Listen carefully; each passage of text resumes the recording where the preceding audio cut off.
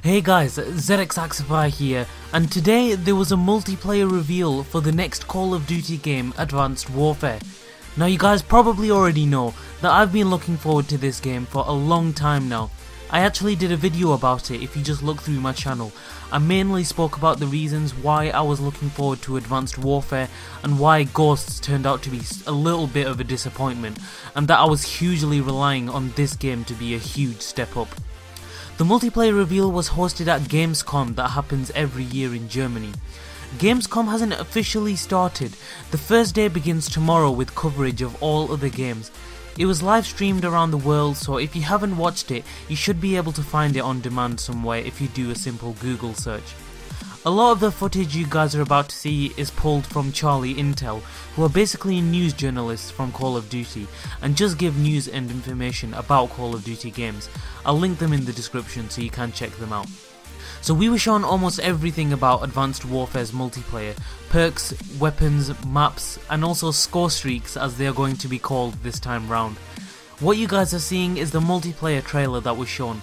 There was a lot of things being shown here in quick succession, but after that we were slowly shown different elements and a lot of things were broken down. They also announced that Advanced Warfare was going to have a Pick 13 class system, which is exactly the same class system from Black Ops 2, but instead you'll have 13 slots to choose from instead of 10, which I'm really excited about because the Pick 10 class system in Black Ops 2 worked amazingly and you could really be customizable in the way you chose your loadout, so I'm really pleased this has come back. Along with this, wildcards are also returning from Black Ops 2, which makes the news even more sweeter. I just love the things you could do with wildcards, so to see them work in Advanced Warfare is awesome. Some unique weapons have been shown so far. Obviously these aren't all of the weapons, but so far they do look very different and looks like they'll be very fun to use. I'm really liking the attachments also. The standard ones like the suppressor, different sights and grip are all there as you can notice. Just like Black Ops 2, fast reloading and increased movement speed whilst aiming down sights have both returned as attachments in the familiar form of dual magazine and lightweight stock. Having these attachments worked really well in Black Ops 2, so to see them there again is awesome, and we've got a few new ones in there too. But most of all, I'm so happy to see laser sight back because I just missed that so much while playing Ghosts. The perks as well, I'm assuming what we're seeing isn't all of them, but if they are then there's some pretty important ones missing from the list.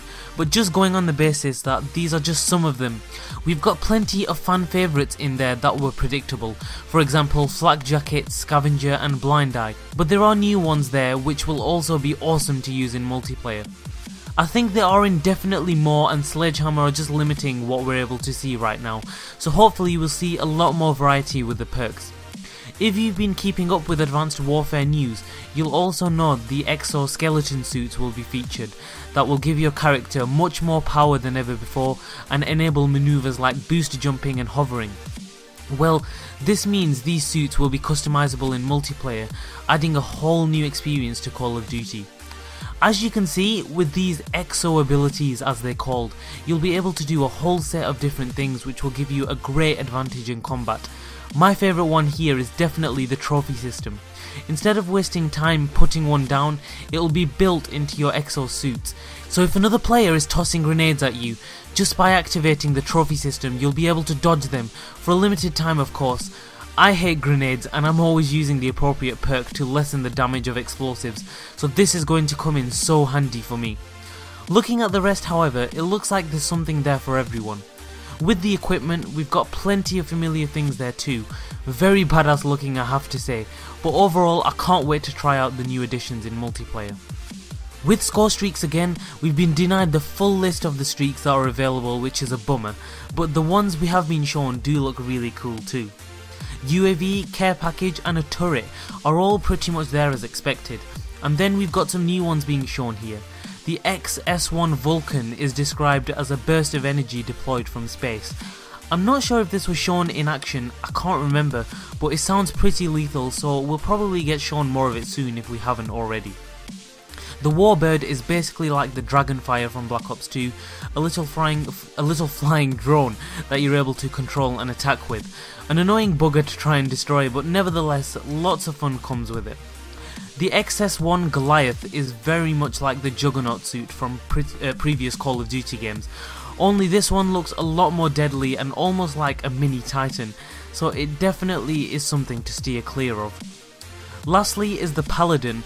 Reminds me a lot of the VTOL warship from Black Ops 2, something to rain hell from the skies and fairly high in the list of Scorestreaks at a score of 1000. Not sure if gameplay was shown, but I'll definitely go back to have a look. Now before I move away from Scorestreaks, I'm just going to mention a potential Scorestreak that isn't in the list, but no one seems to have mentioned, and that's the Nano Swarm. This isn't in the list as I said, but if I just go back to the perk Hardwired, it is actually mentioned here as Hardwired gives you an immunity to it. And backtracking to the campaign gameplay that was released for the game about 2 months ago, there was a scene where the player was actually being attacked by a swarm of little robotic type things, and a fellow soldier actually yells "swarm" just before they attack. So I think this is the Nano Swarm that the Hardwire perk is referring to.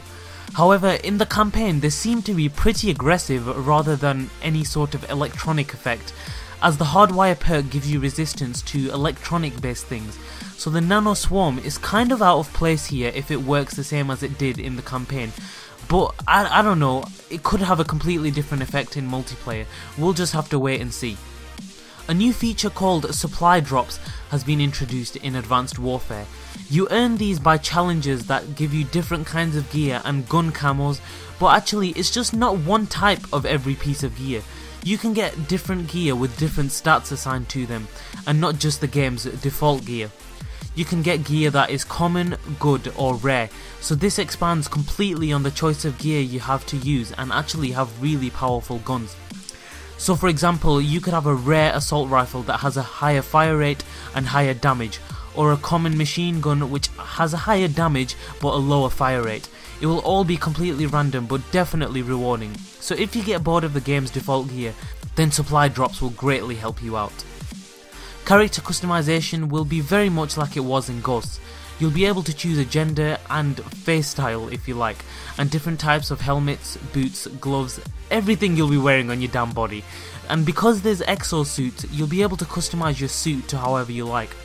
Not everything available again is shown here, so hopefully there will be a hell of a lot more customization options available at the game's launch. Anyway guys, that's all the highlights from the multiplayer reveal I wanted to quickly cover.